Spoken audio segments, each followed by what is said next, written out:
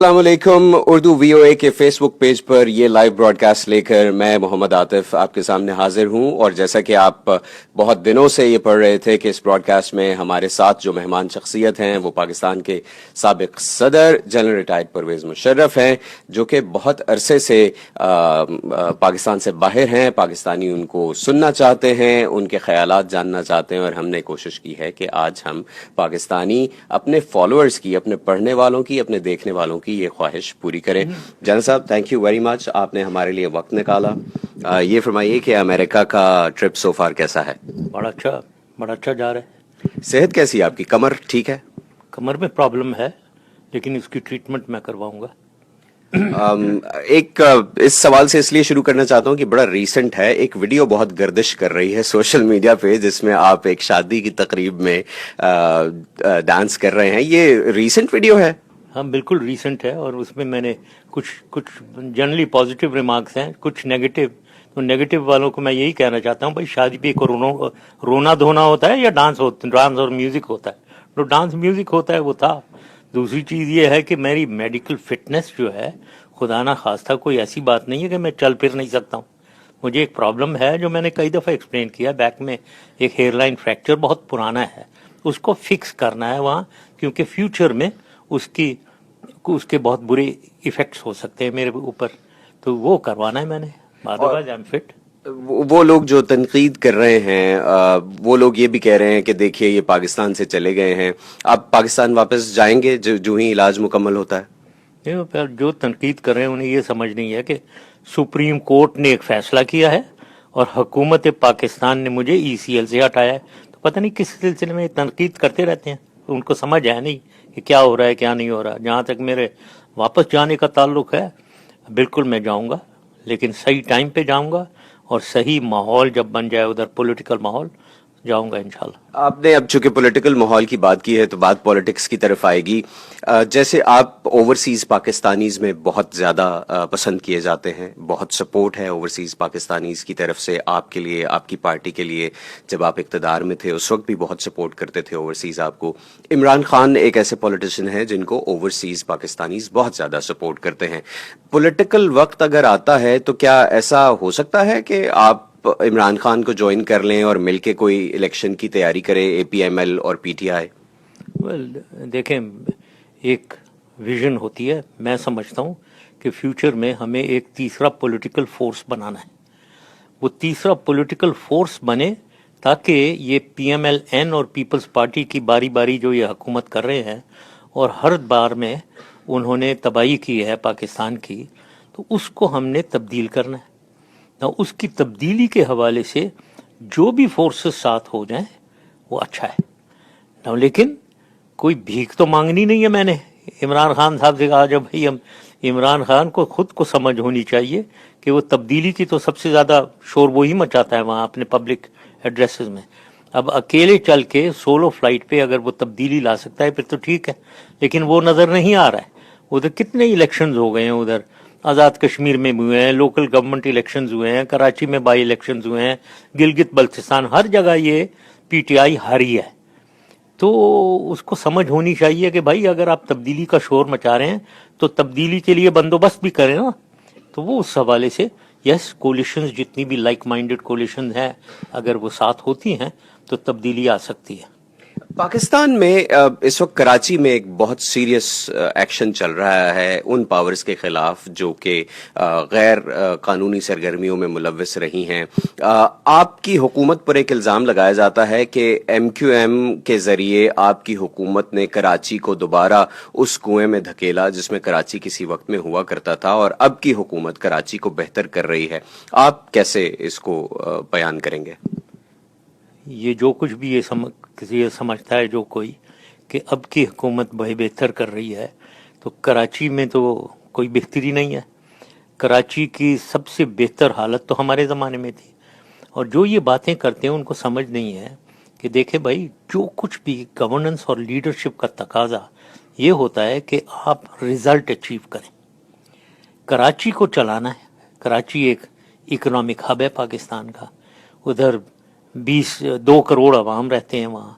तो इसको ठीक चलाना है ताकि, और 90s में ये एक उधर डिग रोड पे एक गाड़ी 9-10 बजे के बाद चलती नहीं थी, वीराना, क्योंकि किलिंग्स हो रही थी, गैंग वॉरफेयर था उधर। हमने उस शहर को, अंधेरे शहर को रोशनियों का शहर बना दिया, डेवलपमेंट्स कर दिए, और पीस और हारमोनी उधर थी, कोई प्रॉब्लम नहीं थे। लोग 2-2, 3-3 बजे तक लाखों लोग क्लिफ्टन पे घूम रहे होते थे। ये अचीव अब कैसे किया, उसमें नुक्ताचीनी की करना वो बहुत ही ज्यादती है और नासमझी की बात है। जैसे भी किया हमने वो नतीजा अचीव कर लिया जो अचीव करना चाहिए किसी लीडर को, किसी हुकूमत को, वो हमने करके दिखाया। अब उसमें क्या बात करने हैं कि किसको लाए, किसको लेकर गए, ये तो एक स्टिक एंड कैरेट पॉलिसी होती है। वहां जो भी था वो हमने इस्तेमाल किया।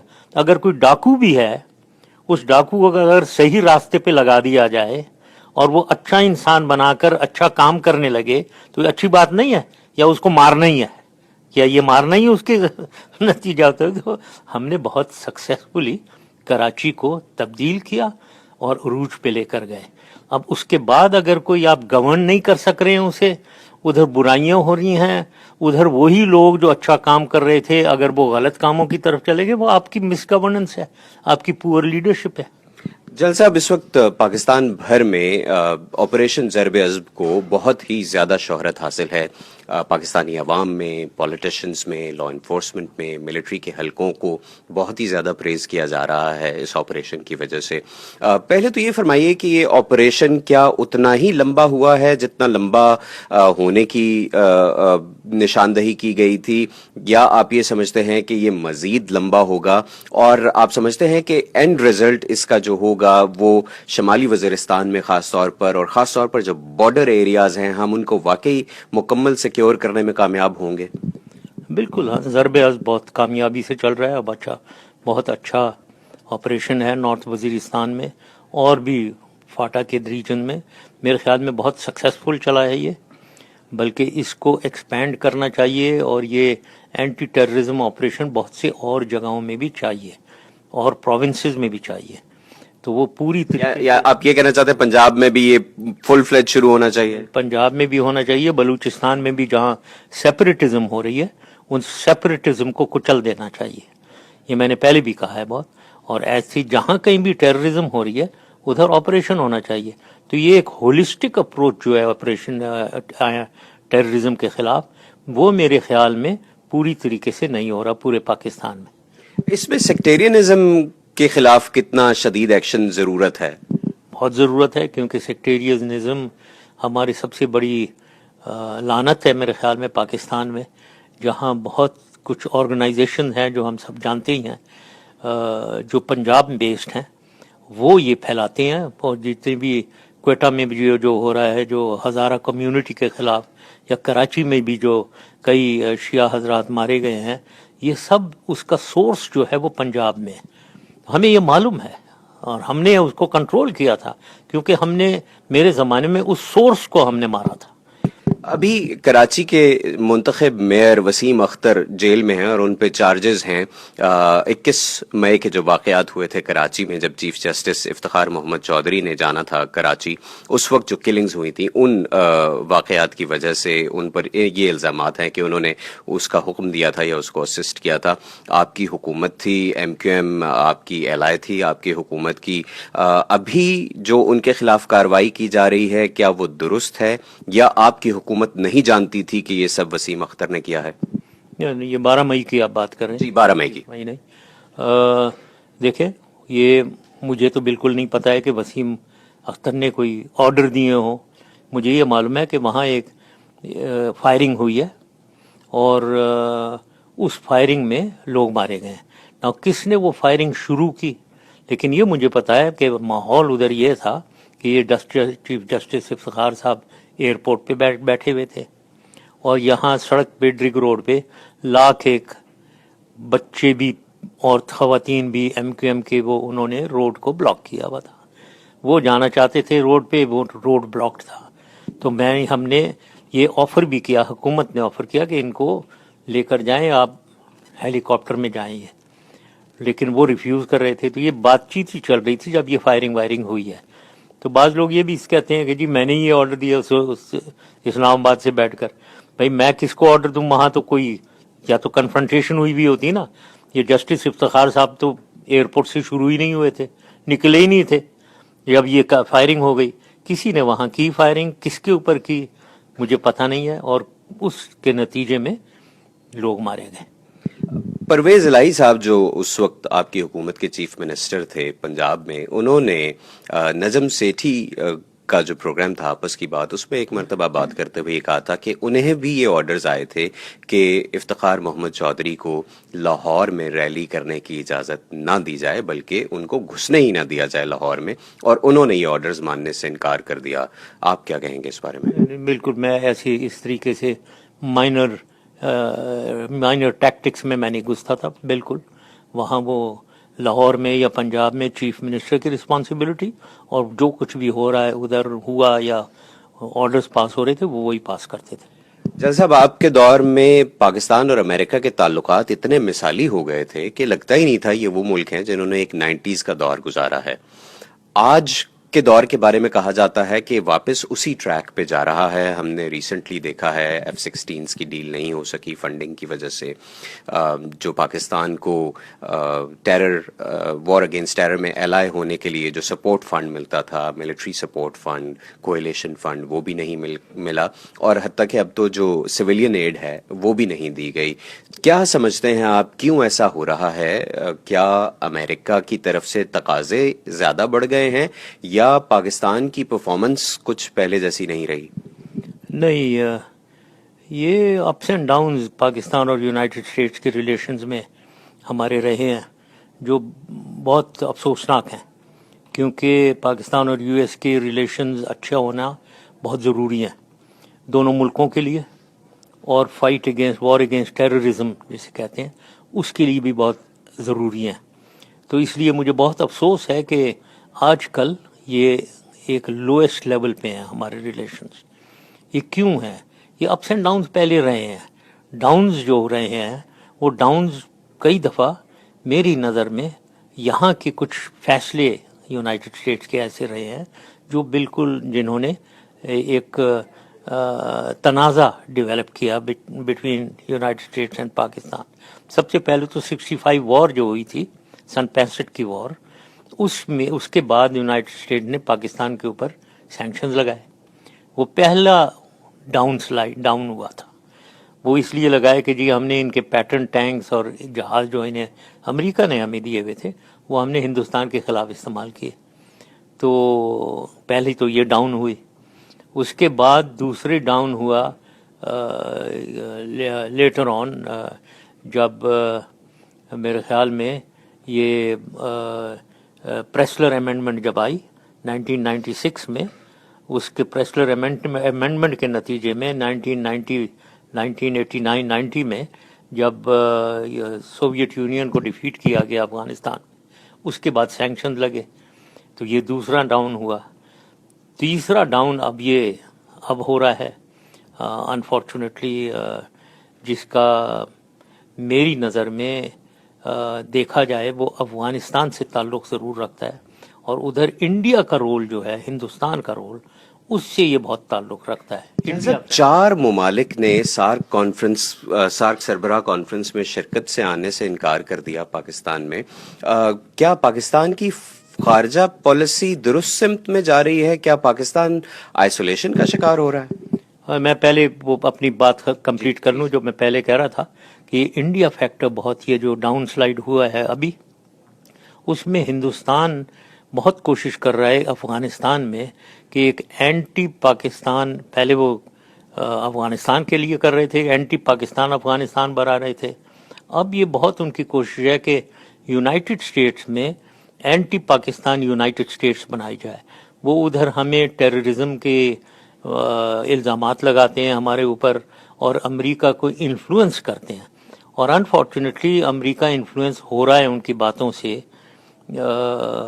हमें समझ है कि अमेरिका का कंसर्न चीन से एक स्ट्रेटेजिक कंसर्न है, उसकी वजह से इंडिया के साथ वो ताल्लुकात बढ़ा रहे हैं, स्ट्रेटेजिक ताल्लुकात, लेकिन वो at the cost of Pakistan नहीं होने चाहिए।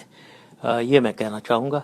अब आप कह रहे हैं कि ये बड़ा अफसोसनाक बात है कि सार्क में इंडिया ने बॉयकॉट कर रहे हैं, और भूटान और बांग्लादेश जहाँ तक इंडिया का ताल्लुक है, मैं ये कहना चाहता हूँ ये खामखा में वो ये जो उड़ी वाला इंसिडेंट है उसको एस्केलेट करे चले जा रहे हैं। पहले तो मिलिट्री एस्केलेशन की बातें हो रही थी, अब ये उसको पॉलिटिकल एस्केलेशन पे ले आए हैं, जो बहुत ही अफसोसनाक।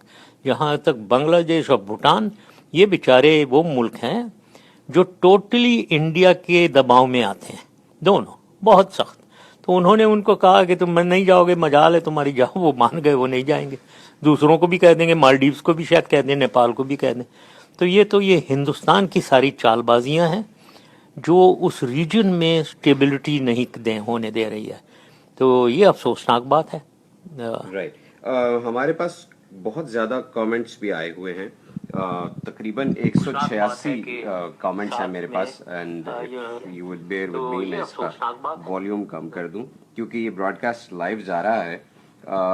मेरे लिए मुमकिन नहीं होगा कि मैं वो 186 कमेंट्स में पूछे गए सवाल आपसे पूछ सकूं, लेकिन चंद चीदा सवालात मैं ज़रूर चाहूँगा कि आपसे कर लिए जाएं, जो कि सैयद दानिश अली कहते हैं, if you were prime minister how can you solve Kashmir issue and what is your strategy to deal with India?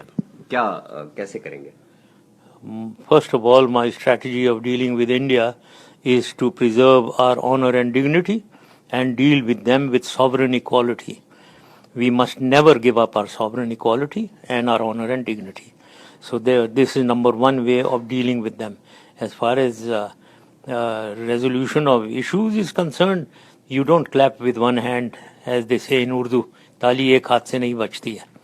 So unless both the leaders on both sides decide sincerely to resolve disputes, it cannot be done by Pakistan alone.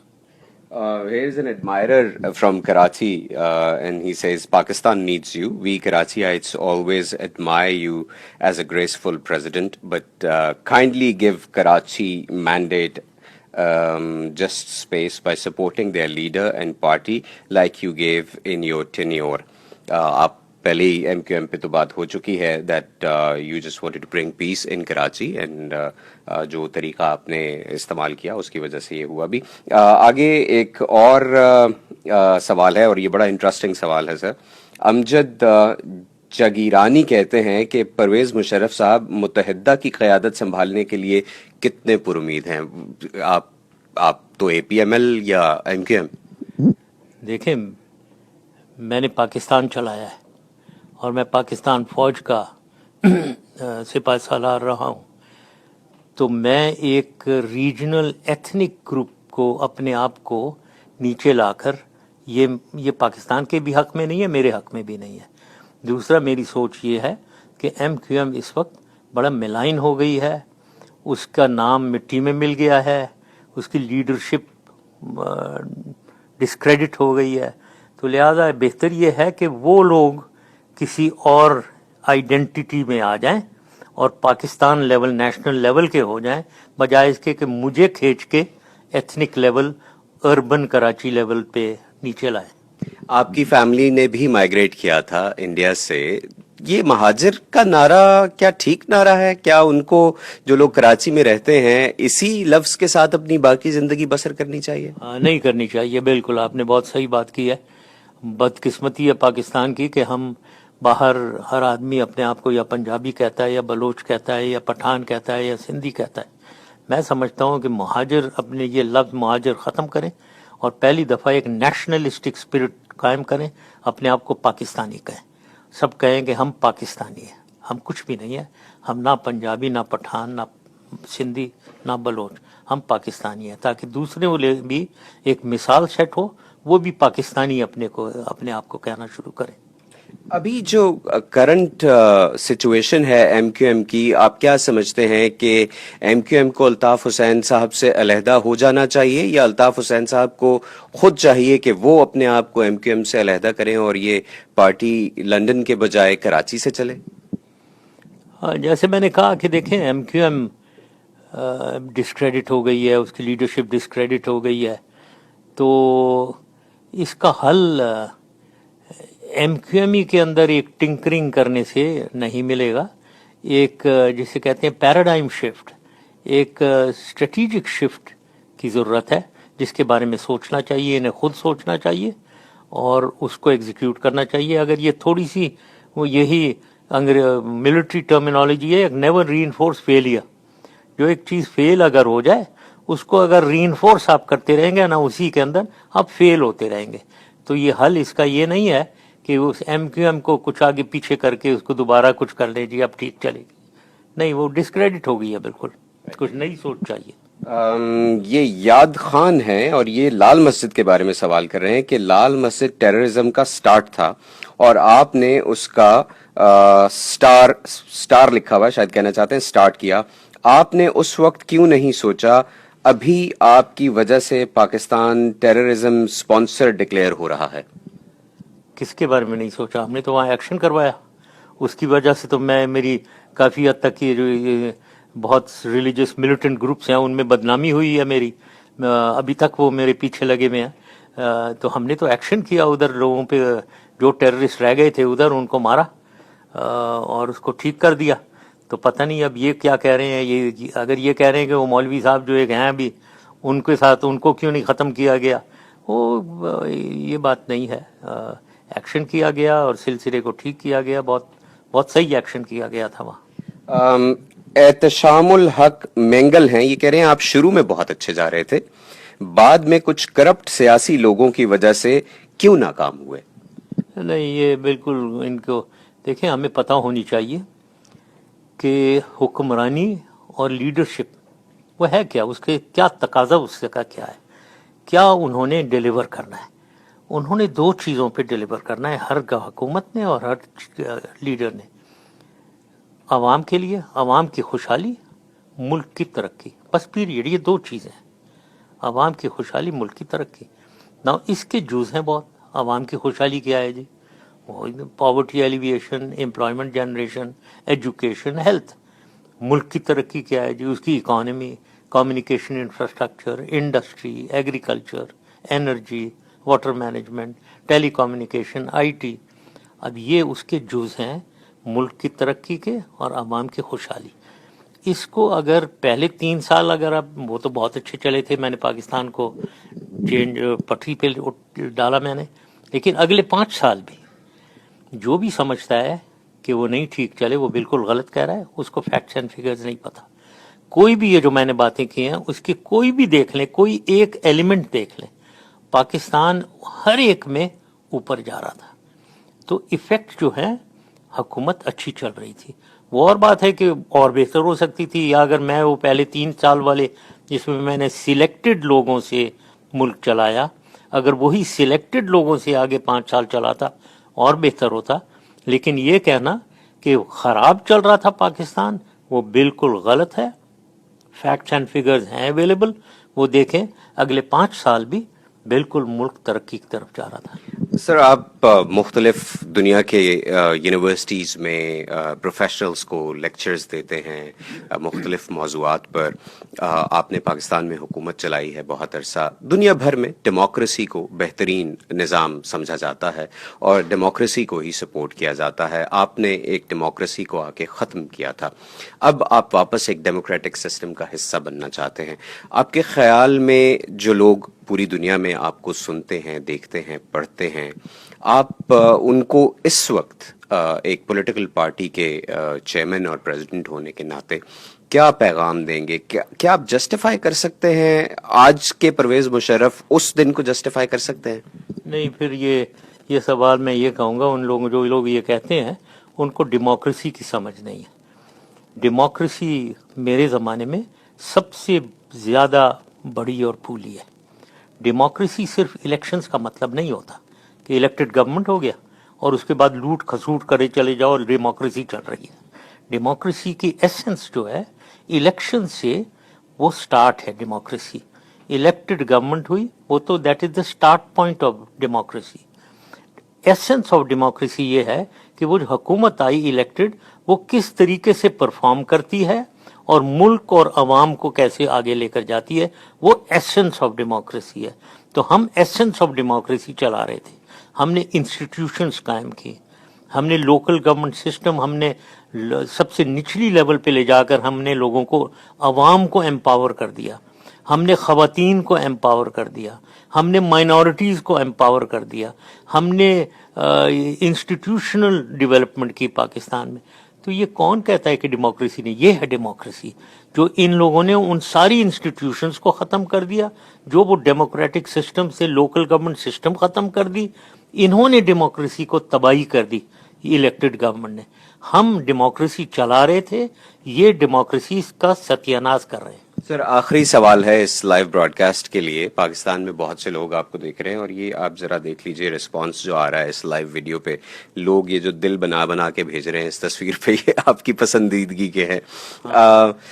آپ کی party کی اس وقت کیا position ہے، کیا situation ہے؟ کیا جب تک آپ پاکستان نہیں جاتے یہ پارٹی صرف نام کی پارٹی ہے، یا واقعی پاکستان میں یہ پارٹی کچھ کام کر رہی ہے؟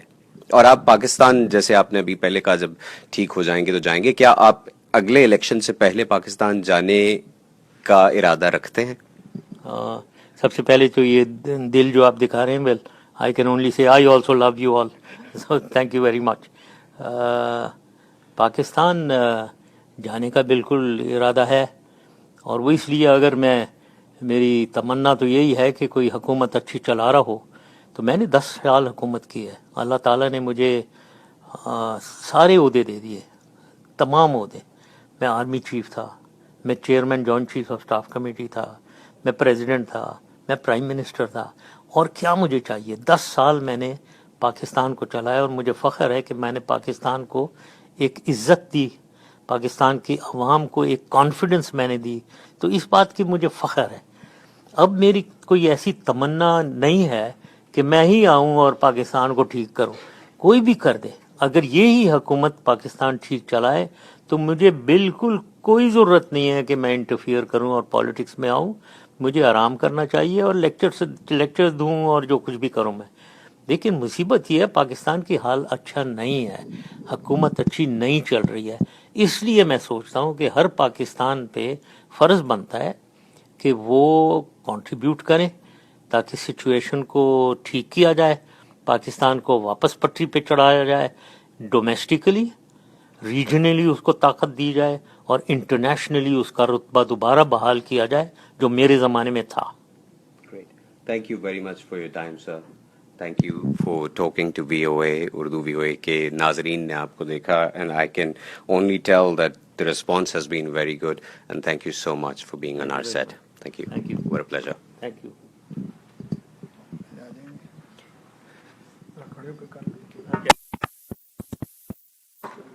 آپ کے 5 منٹ اصل میں 50 منٹ، 10 منٹ ہونے چاہیے.